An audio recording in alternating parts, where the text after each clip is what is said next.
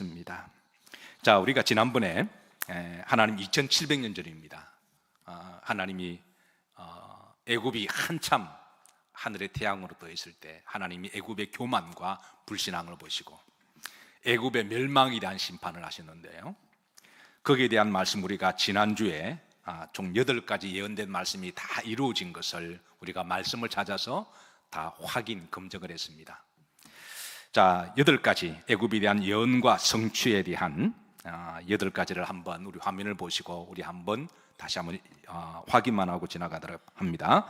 애굽의 수많은 우상에 대한 심판, 애굽의 내전과 혼란, 포악한 왕이 다스릴 것임, 나일강의 저주, 애굽 땅이 사막과 황무지가 될 것임, 후에 정치인들의 어리석음과 부패할 것임, 애굽 사람들은 각국으로 흩어질 것임, 애굽의 백성들을 여러 민족 중에 해치는 무기가 될 것임. 여기에 대해서 이제 우리가 다 살폈고 또 지금 다 이루어짐에 대하여 우리가 함께 나눴습니다. 자, 오늘은 9번째 정말 중요한 예언인데요, 사실 제가 애굽 땅에 꼭 가서 확인하고 싶었던 것이 중에 하나가 바로 이 예언의 성취의 말씀인데요, 그것은 그 애굽 땅에, 그 우상의 도성 애굽 땅에 하나님이 심판하신 이후로 그곳에 하나님을 섬기는 성읍이 나올 것임에 대한 예언입니다. 여러분 놀랍지 않으신가요? 저는 이 부분이 굉장히 궁금했고 또 그곳을 가고 싶었는데요, 우선 19절을 보십시다. 자, 무려 2700년 전에 하나님이 예언한, 이사야를 통해 예언한 말씀인데요, 자, 다 같이 합독합니다. 그날에 애굽 땅 중앙에는 여호와를 위하여 제단이 있겠고 그 변경에는 여호와를 위하여 기둥이 있을 것이며, 아니 그 땅에 하나님 위한 제단이 들어설 것임을 예언하셨습니다. 20절에 보시면, 자, 이것을 보게 되면 애굽 땅에서 만군의 여호와를 위한 뭐가 되리니 징조와 증거가 될 것임을 말씀하셨습니다. 자, 오늘 이제 본문의 말씀은 제가 총 7가지 애굽에 대한 예언의 말씀을 조금 이렇게 나누었습니다. 자, 애굽이 멸망 후에 애굽에 대한 예언의 7가지 예언은, 자, 20절에 보시면, 자, 이렇게 이제 첫 번째, 그들을 압박하는 자가 있을 것이다 라고 하셨습니다. 그들을 압박하는 자. 19장 20절 중간절에 보면, 자, 그들이 그 압박하는 자들로 말미암아 그랬습니다. 압박하는 자라, BC 30년에 로마 황제 옥타비아누스에서 멸망당할 때를, 그때를 말하고 있습니다. 자, 그 압박당하는 그로 말미암아 저들이 두 번째입니다. 그로 인해서 여호와께 뭐 하겠고 부르짖을 것이다. 여호와께 부르짖을 것이다. 저들이 멸망당하고 난 다음에 삶이 힘들어서 고통스러울 때 여호와께 부르짖는 일이 있을 것임을 예언하시고, 자, 세 번째, 하나님이 그때 그들의 기도를 들으시고 한 구원자를 보내실 것을 예언하십니다. 자, 20절 후렴절입니다. 자, 합독하시죠. 여호와께서는 그들에게 한 구원자이신 보호자를 보내사 그들을 건지실 것입니다. 한 구원자를 보내실 것이라는 것을, 이 한 구원자를 좀 잘 기억하시고, 자, 네 번째입니다. 자, 그날의 애굽 땅 중앙에 여호와를 위한 제단이 들었을 것임을 예언하십니다. 자, 다시 한번 표시된 부분만 합독하십니다. 그날의 애굽 땅 중앙에는 여호와를 위하여 제단이 있겠고, 자, 다섯 번째입니다. 자, 그 변경에는, 그 주변에는 여호와를 위한 기둥이, 하나님을 섬기는 기둥이, 교회가 들었을 것임을 예언하고 있습니다. 자, 19절 후렴절입니다. 합독합니다. 그 변경에는 여호와를 위하여 기둥이 있을 것이요, 그 중앙 주변에 여러 곳에 교회가 세워질 것임에 대한 예언입니다. 여섯 번째, 자, 이것을 보게 되면 이거는 여호와를 위한 징조고 증거를 알게 될 것이라 라고 하셨어요. 자, 일곱 번째입니다. 자, 21절에 보시면, 자, 그때에 그 제단에서 여호와를 알고 제물과 예물을 하나님께 드리고 마을 것이요 경배할 것이요 그랬습니다. 자, 그리고 후렴절에 보시면 그들이 여호와께 뭐하고 서원하고, 이 서원은 이제 하나님을 이제 믿겠다라고 하는, 하나님을 떠나지 아니하고 계속 믿을 것이라고 하는 그 서원에 대한 신앙을 말씀하십니다. 실제로 여러분, 애굽이 망하고 난 다음에 그 땅에 복음이 전파됩니다. 그리고 그곳에 교회가 세워지고 하나님을 믿는 사람들이 생기기 시작하는데요. 우리는 그 애굽에 있는 교회를 콥틱 교회라고 부릅니다. 여러분 혹시 콥틱 교회라는 말 들어보셨나요? 예, 그 애굽에 있는 교회를 콥틱 교회라고 이야기합니다. 애굽 정교회 소속인데요. 그리고 애굽에 있는 그리스도인들을 콥틱 크리스찬이라고 이야기합니다. 콥틱이라는 말은 이집트의 옛말인데요, 애굽 사람이라는 말입니다. 그러니까 애굽의 교회, 그러니까 애굽의 그리스도인을 콥틱 그리스도인이라고 이야기합니다. 자, 2019년도에 이집트의 테러 단체인 수니파 IS 테러 단체가 애굽의 콥틱 교회를 폭탄 테러한 사건이 있습니다. 그때 유명하게 전 세계에 보도가 되었는데요. 다음 사진 한번 보시죠. 이때 교회 안에 터진 폭탄으로 말미암아 사망자가 27명이 나왔고 78명이 큰 부상자가 나왔습니다. 글자 그대로 피로 범벅이 된 그런 테러 사건이었습니다. 자, 그 다음 사진 보시면 이런 사진이 그때 방영이 됐는데요. 그런데 이런 테러 행위가 2015년이니까 어제 오늘이 아니라 지난 2000년 동안에 애굽의 교회가 세워지고 난 다음에 계속 있었던 그런 테러 사건이었습니다. 자, 이집트의 전체 인구는 지금 한 1억 명 정도를 보고 있습니다. 1억 명 약간 넘는데요. 그 1억 명 중에 여러분 콥틱 크리스찬이 한 얼마 정도가 될까요? 놀랍게도 한 700만에서 1000만 정도가 됩니다. 생각보다 엄청 많은데요. 놀라운 것은 저들은 지난 2000년 동안에 이런 핍박과 박해, 각종 테러를 받았음에도 불구하고 저들이 신앙을 배도하거나 하나님을 버리지 아니하고 저들이 지켰던 그때의 그 신앙을 지금까지 서운하며 지키고 내려오고 있다는 것입니다. 그래서 애굽의 콥틱 크리스찬들은 그 믿음은 참으로 대단한데요. 제가 이 이집트에 가면 꼭 가보고 싶은 것이 바로 애굽에 있는 콥틱 교회였습니다. 자, 중요한 것은 언제에 이 애굽에 복음이 전파되기 시작했을까요? 자, 여기에 대한 예언은 이사야 19장과 에스겔 29장이 있는데요. 자, 이제 아까 우리가 말씀을 봤지만 하나님이 애굽에 한 구원자를 보내신다 그랬잖아요. 그 한 구원자가 여러분 누굴까요? 바로 예수 그리스도입니다. 자, 실제로 주님께서는 애굽으로 내려가신 사건이 있으신데요. 마태복음 2장 13절을 우리가 잘 알죠. 자, 다 같이 한번 합독합니다. 그들이 떠난 후에 주의 사자가 요셉에게 현몽하여 이르되 헤롯이 아기를 찾아 죽이려 하니 일어나 아기와 그의 어머니를 데리고 애굽으로 피하여 내가 내게 이르기까지 거기 있으라 하시니, 헤롯 대왕이 예수님을 죽이려고 그러자 천사가 나타나서 이제 요셉과 마리아에게 아기 예수님을 데리고 애굽에 내려가서 피신에 있으라고 이렇게 현몽해 줍니다.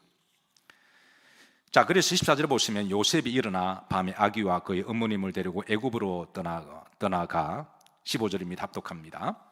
헤롯이 죽기까지 거기 있었으니 이는 주께서 선지자를 통하여 말씀하신 바 애굽으로부터 내 아들을 불렀다 함을 이루하십니다. 그러니까 이미 이 사건도 오늘 주께서 누구를 통하여? 선지자 이사야를 통하여 내가 애굽으로 내 아들을 불렀다 함을 뭐하게 하심이라? 예언 성취를 이루게 하심임을 이미 알려주고 있습니다. 자, 그리고 우리가 아까 15절 말씀에 이사야 19장 20절 말씀을 우리가 한 구원자를 부르게 하셨다는 말씀을 살폈습니다. 자, 두 번째, 피신하신 기간입니다. 아긴 예수님이 애굽에 내려가셔서 얼마 정도 피신하셨을까? 마태복음 2장 19절과 21절을 보면 우리가 대략 짐작할 수가 있는 한 2, 3년 정도 예수님이 애굽에 계셨습니다. 자, 20절입니다. 20절 합독합니다. 일어나 아기와 그의 어머니를 데리고 이스라엘 땅으로 가라. 아기의 목숨을 찾던 자들이 죽었느니라. 이게 헤롯이 죽었던 사건을 이야기합니다.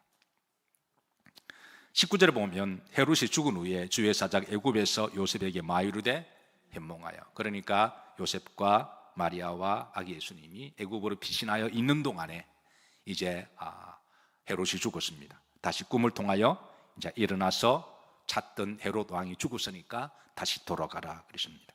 21절입니다. 합독합니다.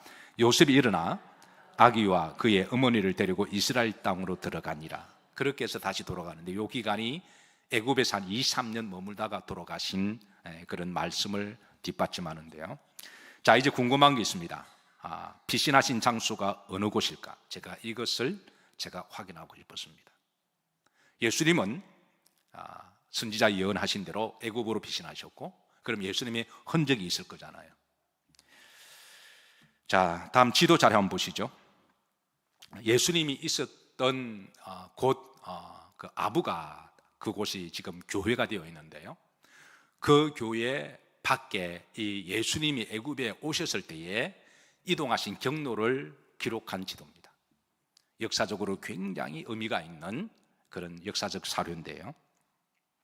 이 지도를 보시면 이제 빨간색 화살표 표시는 베들레헴에서 애굽으로 내려오시는 그 흔적을 그렇게 기록하고 있습니다. 총 한 20여곳을 주님이 이동 경로를 머무셨는데요. 이게 이제 콥틱 교회에서 가지고 있는 역사적 자료입니다. 그러니까 2000년 전에 이 자료를 가지고 있으니까 거의 정확한 자료라고 보시면 돼요. 예. 자, 베들레헴에서 이렇게 위쪽에 빨간 화살표 보이나요? 자, 이 베들레헴에서 이제 현몽하여 꿈을 받으시고 내려오시고 이제 북쪽에 델 만수라라고 하는 지역을 거쳐서, 그리고 알렉산드리아라고 하는 그곳을 거쳐서, 이 알렉산드리아에 여기 나중에 또 교회가 세워집니다. 마가복음을 기록한 저자가 누구죠? 마가가 나중에 이곳에 와서 복음을 전하고 순교를 해요. 이곳에 교회가 세워집니다.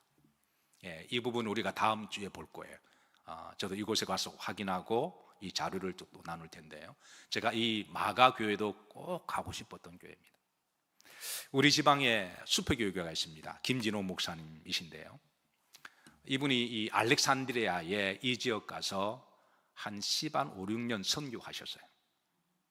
그래서 제가 이곳을 방문하기 전에 여러 번 그 목사님에게 제가 자문도 구하기도 하고, 그래서 제가 묻기도 했는데요.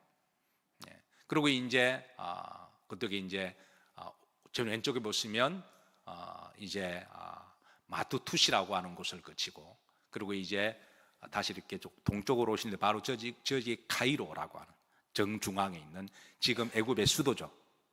카이로. 이곳에 주님이 동굴교회에 머무신, 여기에 교회가 또 세워집니다.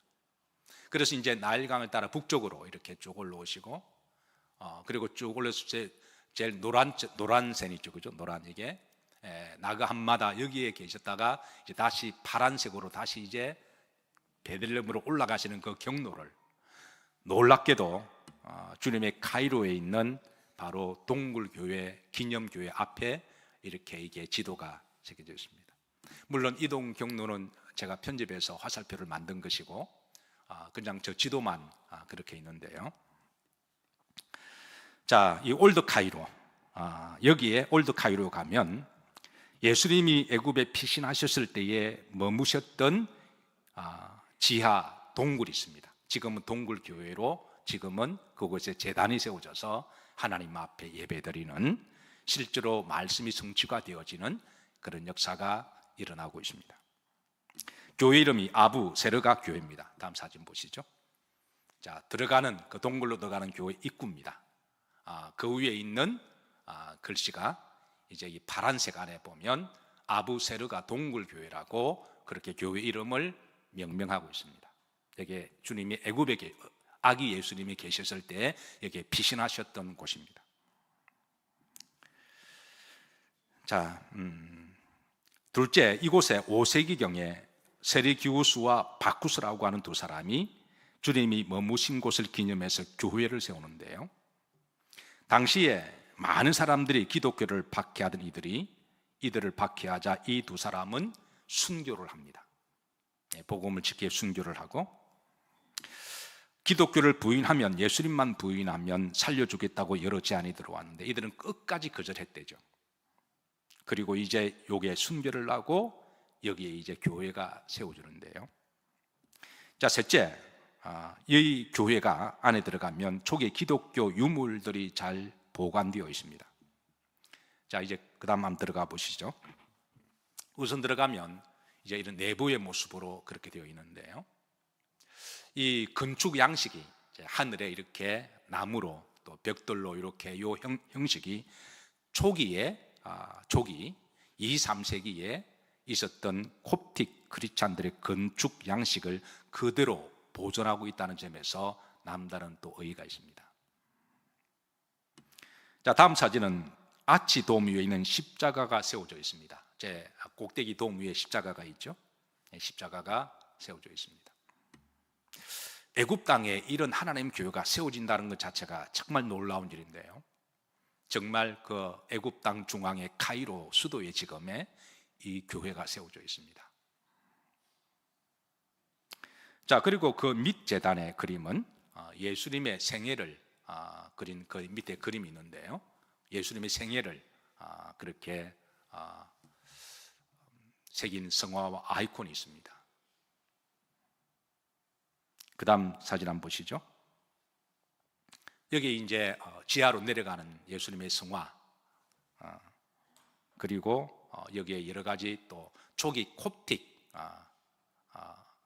이집트 말로 번역된 콥틱 바이블이 여기에 전시가 되어 있습니다. 자, 그 다음 보시죠. 자, 이렇게 지하로 내려가게 되면 이제 내려가는 입구입니다. 그 다음 보시죠. 내려가면 지하, 주님이 피신하셨던 그 지하 동굴입니다. 주님이 여기에서 피신하셨고, 자, 그 다음 보시면 그 앞에 제단이 있죠. 또 그곳에 참 놀랍도록 이렇게 물이 계속 나왔는데요. 이제 그 물을 마시고 거기에 지내셨던 것 같아요. 이것을 기념하는 성가족 요셉과 마리아와 예수님이 그 물을 마셨던 곳을 기념하는 또 이렇게 운물들을 기록하고 있습니다. 자, 다시 2700년 전에 주의 종 이사야가 예언한 말씀으로 돌아가십니다. 자, 이사야 19장 19절입니다. 그날에 애굽 땅 어디에는 중앙에는 여호와를 위하여 뭐가 세워지겠고 제단이 세워진다라는 거예요. 저는 이곳을 꼭 가보고 싶었습니다. 그리고 그 변경에는 여호와를 위하여 무엇이 있을 것이며 기둥이, 그리고 이 카이로뿐만 아니라 그 주변에 의외로 이제 주님을 믿는 콥틱 크리스찬들이 의외로 많이 있습니다. 20절입니다. 이것이 애굽 땅에서 만군의 여호와를 위하여 뭐가 되리니 징조와 증거가 될 거다. 이거를 보고 2700년 전에 이렇게 하나님 교회가 세워지면 이건 하나님의 사인이고 하나님의 살아계신 증거가 될 것임을 그렇게 예언하고 있습니다. 자, 그들이 그 압박하는 자들로 말미암아 여호와께 뭐하겠고 부르겠고. 어떤 분은 그럽니다. 한국 교회가 1884, 5년에 들어왔죠. 그때가 많은 어려움도 있었고 핍박도 있었습니다. 한국 교회가 그 어려운 그 핍박과 어려움을 견디시고, 그리고 새벽에 기도하면서 어떤 분들은 새벽 기도의 시조는 한국 교회라고 자부하는 분들이 계세요. 그런데 제가 그곳에 가서 알게 되는데요, 2000년 동안 그렇게 핍박이 있었고, 그런데도 그때부터 저들은 새벽 기도에 하나님 앞에 부르짖어 기도했다라는 거예요. 그러니까 새벽 기도의 역사적 원조를 따지면 대한민국이 아니라 이 콥틱 크리스찬들은 자기들이랍니다. 그렇게 엄청난 핍박이 있은 지금도 가문의 가문을 이어서 기독교 신앙을 이어오고 있대요. 2000년 동안에. 그러니까 우리나라가 지금 복음 들은 지 한 140, 50년 되잖아요. 그런데 그 뜨거웠던 그 헌신과 그 열정과 순수한 기도가 지금은 많이 좀 바래지잖아요. 예배도 지금 점점 없어지게 되고요. 그래서 우리가 이 애굽의 콥틱 크리스찬들을 생각하면 우리는 사실 명함도 내밀지 못할 정도의 그들의 그 순수한 하나님 앞에 서운한 그 순수함을 지난 20년 동안에 그런 엄청난 핍박을 당함에도 불구하고 신앙을 지켜오고 있다는 거예요. 여호와께 부르짖겠고 자, 여호와께서는 그들에게 한 구원자이신 예수 그리스도를 보내사 그들을 건질 것이라. 21절입니다. 자, 다 같이 합독합니다. 여호와께서 자기를 애굽에 뭐하게 알게 하시리니 그날에 애굽이 여호와를 알고 제물과 예물을 그에게 드리고 경배할 것이요 여호와께 서원하고 그대로 행하리라. 지금도 저들은 온갖 테러와 핍박 가운데도 굴하지 아니하고 목숨을 걸고 신앙을 지키고 있는 그리스도인들이 콥틱 그리스도인들입니다.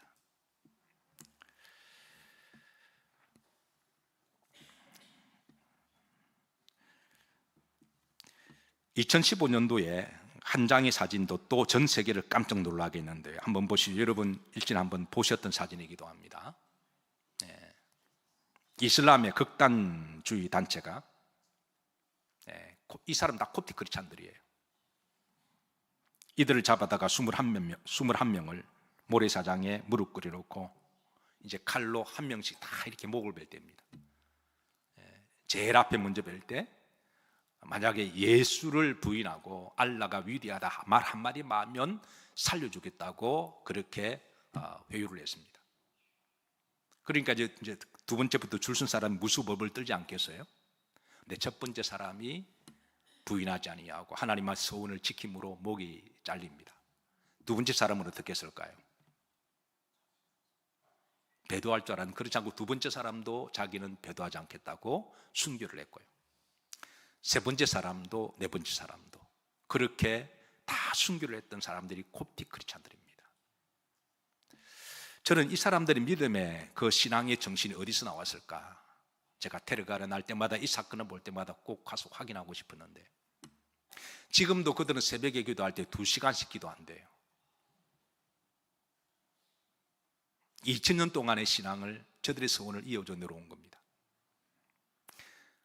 참으로 놀라운 것은 21번째는 사실은 콥틱 크리스찬이 아니었대요. 그냥 함께 있다가 잡혀온 청년이었대요. 함께 그 옆에 같이 있다가 얼쩡얼쩡거리다가 잡혀왔대요. 그런데 이제 자기가 목을 쭉 내놓고 보니까 아니 예수님만 부인하고 알라가 위대하다 말만 살려준다 그러는데 그거 못할 게 뭐가 있나요? 자기는 이제 자기 차례가 오면 그렇게 하려고 이렇게 기다리고 있었대요. 그런데 한결같이 다 순교를 하니까 이 마지막에 있는 청년이 뭔가 있구나 싶어서 이 신앙이라고 하는 예수님을 저렇게 순교할 정도로 주님이 메시아고 구세주라면 그래서 마지막 때 자기도 주님 믿겠다고 고백하고 나는 원래 안 믿는 사람인데 주님 믿겠다고 순교당한 사건입니다. 이게 놀라운 일이 일어난 거죠. 중요한 것은 지금 이집트에 가면 이런 일이 일어나고 있으면 여호와의 증거라는 것을 알라는 것입니다. 여기에 대한 증거 다음에는 이제 마가교회, 성마가교회, 알렉산드리아에 세워졌던 성마가교회를 제가 직접 방문한 곳을 또 알려드리고 여러분 그리고 또 이제 카타콤 있잖아요. 신앙을 지키기 위해서 지하 땅굴을 파고 지하 동굴 속에서 예배를 드렸던 그 카타콤이 예루살렘이나 그곳에만 로마에만 있는 게 아니라 바로 이 이집트에도 바로 있습니다. 그래서 그것도 함께 보면서 오늘 이사야 예언된 성취의 말씀이 여호와를 위하여 하나님의 징조와 증거가 되니 바로 여호와를 섬기는 제단이 있을 것임을 그렇게 성취된 말씀을 우리가 함께 나누고 결국 역사를 주관하시고 다스리시고 심판하시는 분은 하나님이신 줄로 믿으시기를 주의 이름으로 축복하며 우리 대한민국도 여러분 한때 뜨거웠지만 고작 역사가 140년밖에 되지 않습니다.